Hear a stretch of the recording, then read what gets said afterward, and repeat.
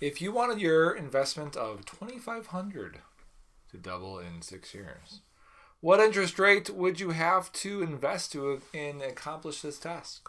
So we're looking for R, and we are using the compound interest formula.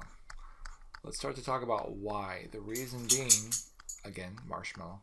The reason being we're using this formula is because we're putting the $2,500 investment away once. It would actually have to come out and say that you're doing it multiple times, but we're doing it once.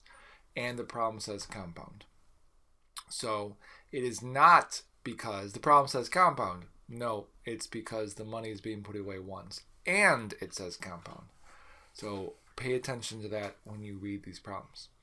So if we want the investment of $2,500 to double, that means we're starting with $2,500, but we're ending with $5,000. And we have 1 plus R over, and we're assuming compounded monthly, so that's 12. And we want this to double in 6 years, so 12 times 6 is the exponent. If we start off by dividing both sides by 2,500, then on the left-hand side we have a 2. And to clean up that exponent, that's the 72nd root. Power. To get rid of a 72nd power, you could take the 72nd root, which is totally fine, or you could also raise both sides to the 1 over 72nd.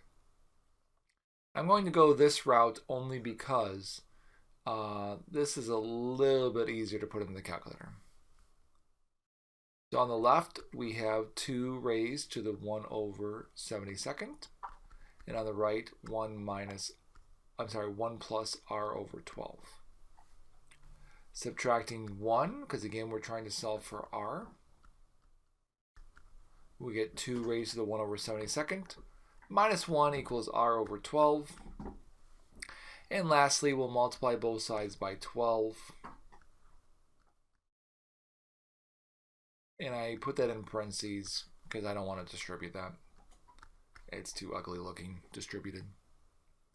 So that's the exact value. Let's get the interest rate or the approximate value in the calculator. We'll do 12 2 raised to the, you can just say 1 divided by 72nd. You don't have to put in the fraction if you want to. If you don't want to.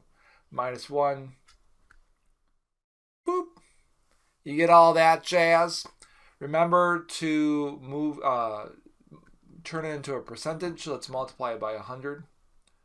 And we'll say R is approximately 11.61% if we rounded to 2 places.